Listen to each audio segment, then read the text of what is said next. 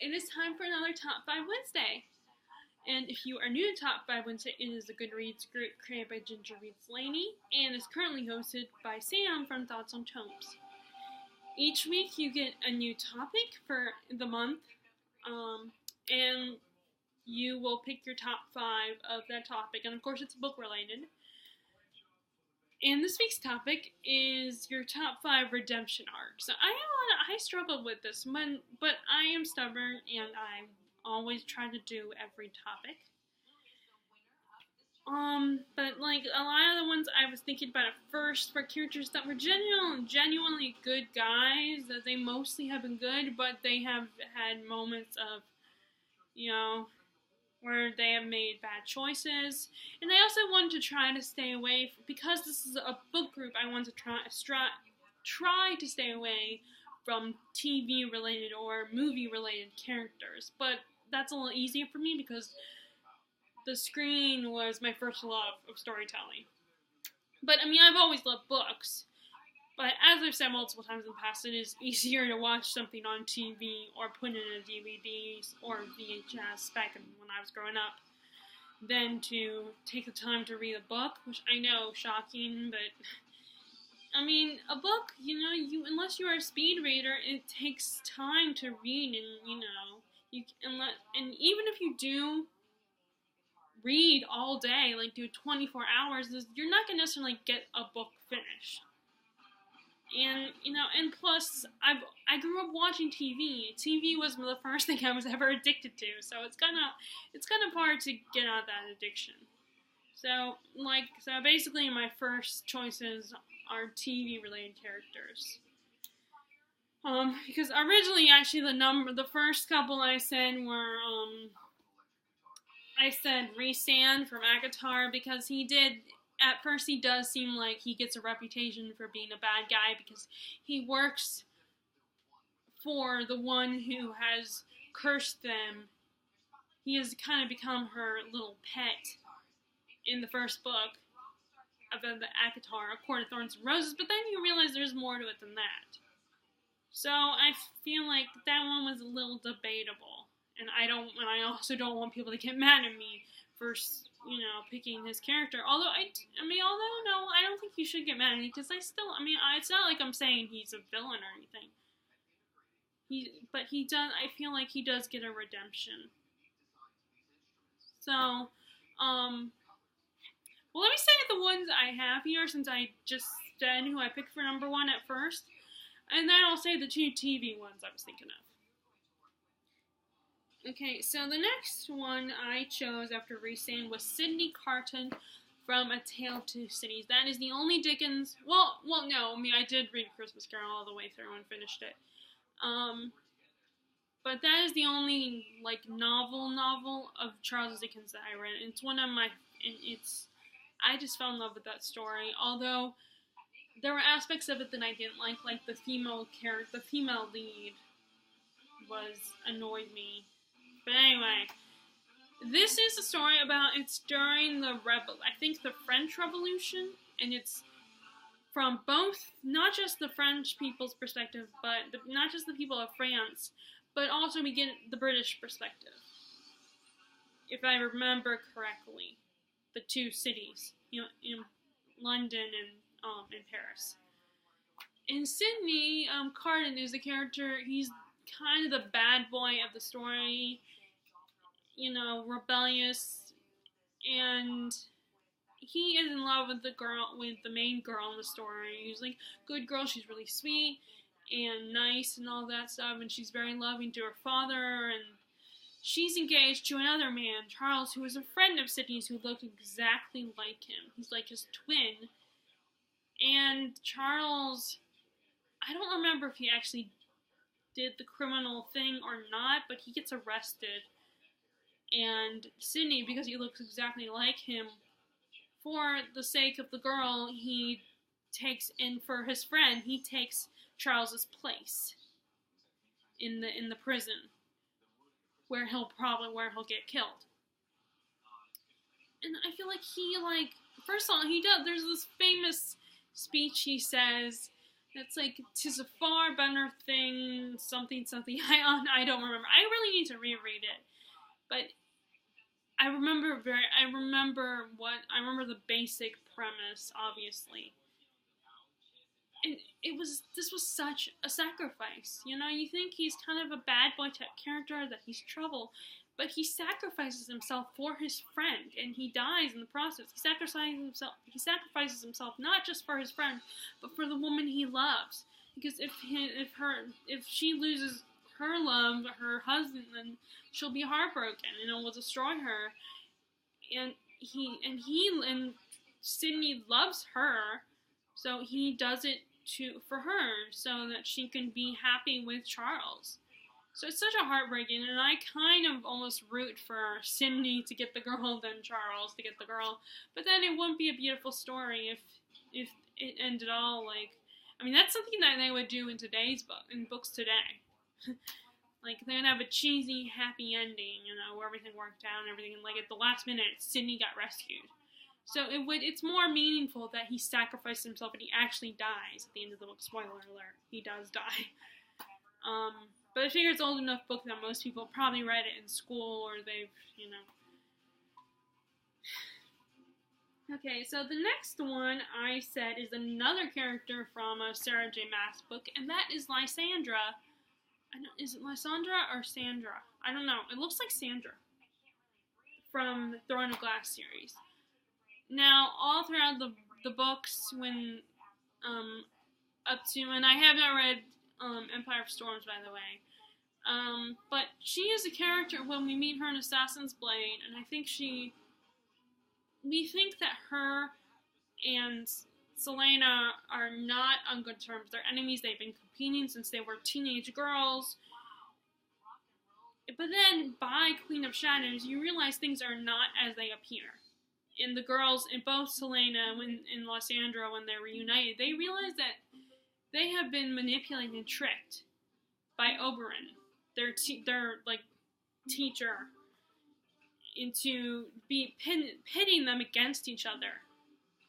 And they, now, a lot of people complain that their friendship happened, that the friendship that them all of a sudden become best buddies happened a little too quickly, and maybe it did. I don't know how I feel about that aspect of it, but I'm not the biggest fan of Queen of Shadows. I mostly agree with everybody else on that front, about that book.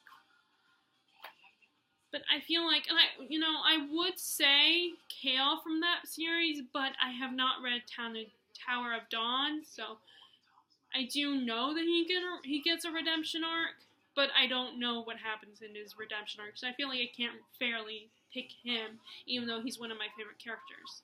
But Lysandra is also a favorite character of mine as well, so.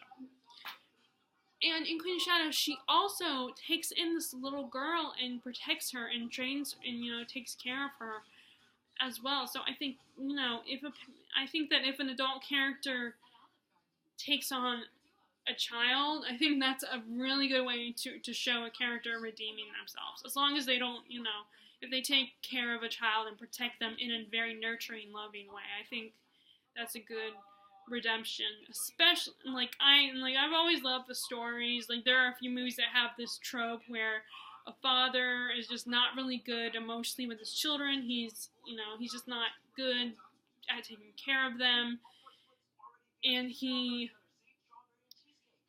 And then some woman comes into his life who helps him kind of reconnect with his children emotionally and realize what he's missing. And it's usually because his wife has died. She's not in the picture anymore. And so I always love that kind of storyline. There are a handful of movies that kind of follow that storyline. Except for there's one that follows that storyline, but the wife is not gone. She's still in his life. But it's kind of, society has made him think he can't show his affection for his children. And I'm talking about Mary Poppins and that. But anyway, so basically I'm mentioning that because I love the idea of also someone like that character, a character who's just not, normally you wouldn't see them with being affectionate with a child. taking a child and raising them, I think that's a good way to redeem the character. And that's one of the aspects of Lysander's redemption, is she takes on this little girl and nurtures her and protects her. And we also get, like, and it's also so sad because we learn about the man that she loved was killed at some point, and I don't remember when. I think in Assassin's Blade the murder happened. He died in Assassin's Blade, I believe. And it makes it really heartbreaking. Because we realize that she's not all that bad. She's just... So, number 3. Number 4 is Dr. Erlin from TLC, the Lunar Chronicles. We learn that he went throughout the series, including in Ferris. We get the full story in Ferris, I believe. That Dr. Erlin was a Lunar. And that he helped with Queen Levana's, like, all of her projects and stuff, all the things that she like working on the half wolf, half lunar creatures, and I think he was part of the thing creating the virus or the plague that affected the people of Earth. And so he realizing what he's done and all the things he's responsible for, he comes to Earth to hide out. And then you not only find out he was involved with that, you also find out that, spoiler alert, he is Crest's father.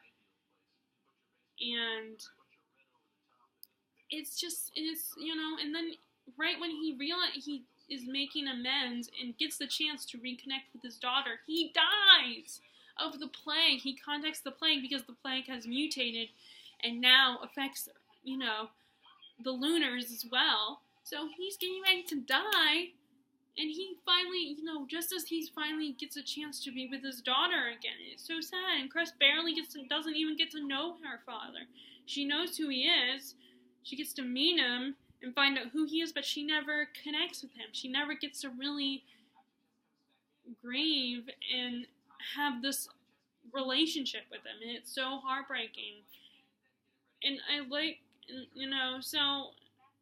and it's just such... I feel so bad for the Doctor, because he finally is trying to make things better and make up for his mistakes. And then he's punished in the most horrible way. And it's very sad. And I feel bad for the guy, And he, I also really like the character too, and his snarkiness and his witty repartee between him and Cinder. And it's sad, and I hate, especially because I always have a special place for stories about father-daughter relationships. And and I guess because I'm always been very close with my dad, and not that I'm close with my mom too, and my mom's not absent in my life. She's in my life, and my parents are happily married, but I've always had a really strong connection with my dad. So I've always valued stories about father-daughter relationships, and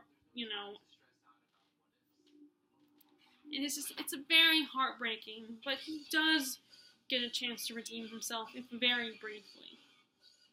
So the final one I picked, and after this one I will do the 2 TV ones I was thinking about, but is Jaime Lannister from Song of Ice and Fire series. Now, I almost didn't put Jaime Lannister in there, not because I don't think I'm having second thoughts about considering him redeemed, but because most of his redemption arc I've seen on the TV show and not read in the book. But I've read the books, I've been reading the books, so I'm going to count it. And Jaime is a character that, first of all, he's sleeping with his sister. And he's and as a Lannister, he's done a lot of bad things, the only good Lannister in that family is Tyrion, and even then, because he's a Lannister, he gets, he's guilty by association. Jaime has done a lot of bad things, and he's no saint, but as the story progresses, he gets this relationship he gets stuck with Brienne of Tarth. Now, I really hope this is in the book, not because no, I'm not saying that because, I want this story in the book. I mean, I do, but, I mean, I'm hoping I'm correct, because I'm going by what's on the TV show. I'm thinking more along the lines of the TV show than the books. And he's, like, he starts to realize how he's not a lot of the bad things he's done, and he starts to feel guilty and tries to fix things and redeem himself. And I think he kind of does start to like Brienne a little bit as well, like he has feelings for her. He gets punished quite a bit, but then he starts to, well, I guess, yeah, because I do remember getting to that part in I think the third or the second book, because I read up to the third book the first time, and I only got to the halfway point, and then, like I do with most books that length, I took a really long break, and then I decided, it's been too long, I need to just read it from the beginning, so I started rereading the series, but, yeah, so he starts to, like, with Brienne's help, I feel like he starts to redeem himself and realize the error of his ways. I mean, he's still not perfect, he's still got a long way to go, but most of the characters in that universe, I feel like if they are on the verge of redeeming themselves, they do have a long way to go. Now, some of them, of course, are completely hopeless, but most of them, I think they do. Like, not just Jaime, but, like, what is his name? I can't remember. What is his name? Theon. Theon also, which, although, not everybody will be as forgiving of him. Anyway, so those are the 5 book-related ones that I've chosen. But the 2 that I feel like have genuine redemption arcs that aren't book-related, although there are books now, there are books for one of them, and there are graphic novels for the other. So I guess you could technically count them because they have been in book format. And that is, first of all, Spike and Crowley. Spike from Buffy the Vampire Slayer and Crowley from Supernatural. So, Spike was a vampire, a traditional vampire, like, and at first, it's only Angel who gets a redemption arc because he was cursed by gypsies to have a soul, and it's all about him, and because of that, he feels all the horrible things he committed to people. So he's the main one who gets a redemption arc. But surprise, Spike also gets a redemption arc, especially in season 7. Like, all throughout the series, like, when starting with season 2, he does all these horrible things. He's a traditional vampire. He kills people. He revels in killing people. He's a badass. He's a lovable villain, despite the fact that he's done a lot of horrible things. But there are moments where you see, even before you learn about his past in season 5 or season 6, you kind of learn his backstory. But you see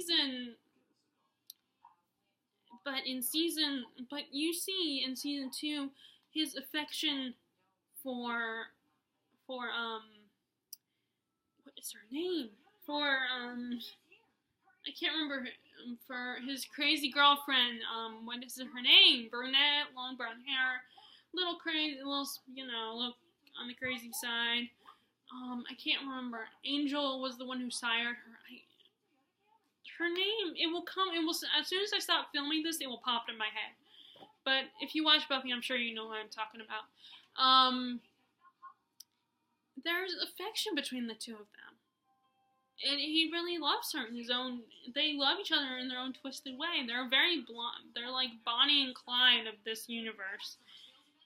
And in fact, in the episode of season 2, when the 2-part episode, when they bring the judge, he even says they stink of humanity. He can smell the humanity on them. So it shows their affection does give them a little bit of humanity, even though they're vampires.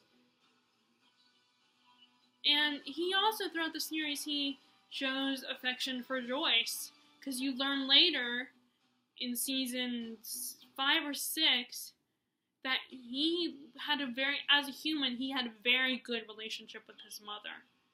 He was a mama's boy, in fact. And so he really shows that he cares about Joyce, and he would never actually kill her. And the same with Buffy's sister Dawn, who shows up in season 5. You know, he actually starts to care about Dawn and will never hurt her or Joyce. And in fact, Buffy later, like when Glory is the main villain of season 5, when she's a hell goddess, shows up, Buffy feels like the only person she can trust with her mom and her sister is Spike. And then when her and her friends are trying to get away, despite her friends being like, I don't think so, especially Xander and Giles, she asks Spike to go with them. She like contacts him with an RV, and he comes rolling in an RV and plays like baby, takes them to somewhere safe. So he has shown moments of where he actually cares and respects Buffy and cares about her mom and her sister, even though he's a vampire and he's not supposed to. And I feel like he also respects Joyce too. And he doesn't treat Dawn like a kid, as she puts it. And then he does when he realizes that his love for Buffy is more of an obsession and that it's messed up, it's not real love, especially when he attempts to rape her. It's an attempt, he doesn't actually go through with it. He is disgusted with himself. He hates himself. Of course, there are some people that a rape is a rape, even if he didn't actually commit the rape. And even no matter how disgusted and how much he sees himself, he realizes how much of a monster he is. It's sometimes, for a lot of people, it's not enough. But for me, and don't judge, and you can judge me all you want for this, if you are someone who watches Buffy, I don't care. I just don't want people commenting and being like, how dare you? How dare you defend Spike? Okay, because I don't want to deal with that. So if any booktubers on here watch Buffy the Vampire Slayer and you feel that way, then look, I don't want to deal with it. But Spike is a character, and like I said, he is disgusted with himself. And he goes out and gets a soul. He actually gets a soul. Which is not what Angel, the soul was forced on him.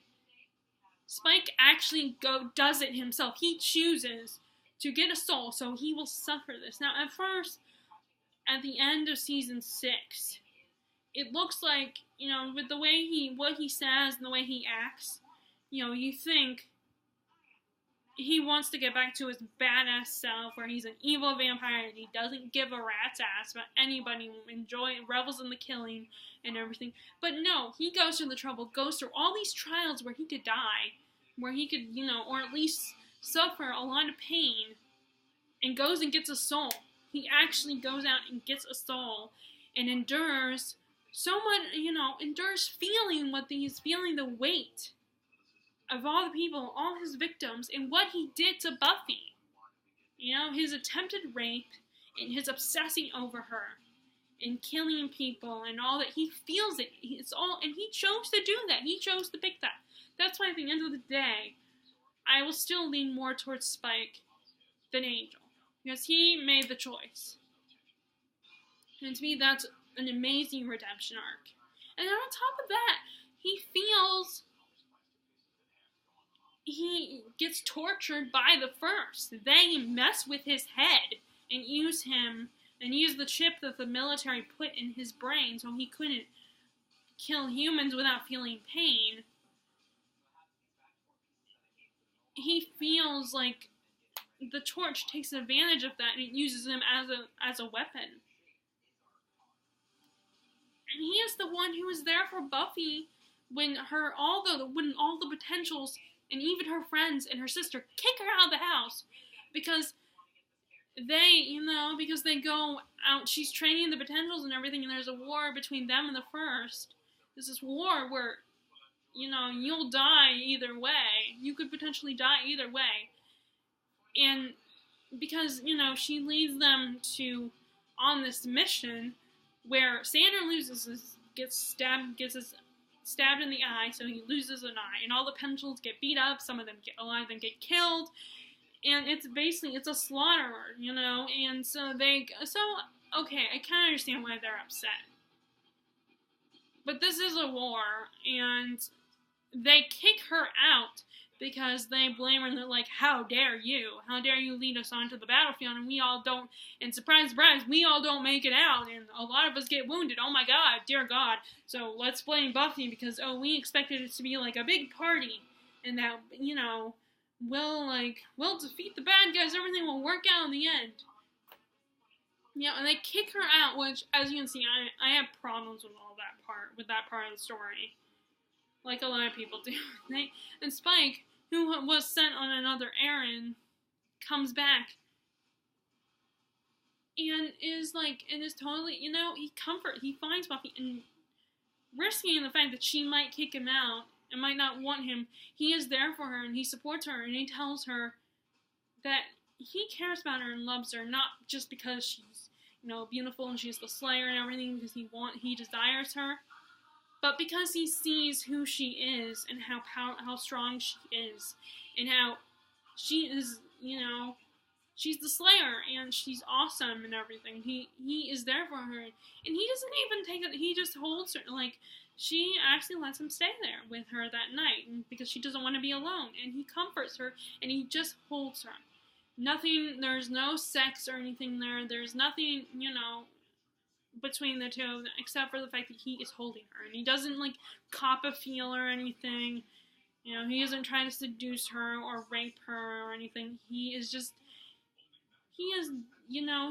holds her and comforts her. It makes her feel better. It gives her the confidence and the rest that she needs. So I know that Spike has a lot of people that aren't fans of his, but I love his character, and I think he definitely got redeemed. Now the last TV character that I want to mention, the other TV character I want to mention is Crowley. Now I think Spike has more of a redemption than Crowley does, but Crowley does have redemption. Crowley's redemption is a lot like, I think,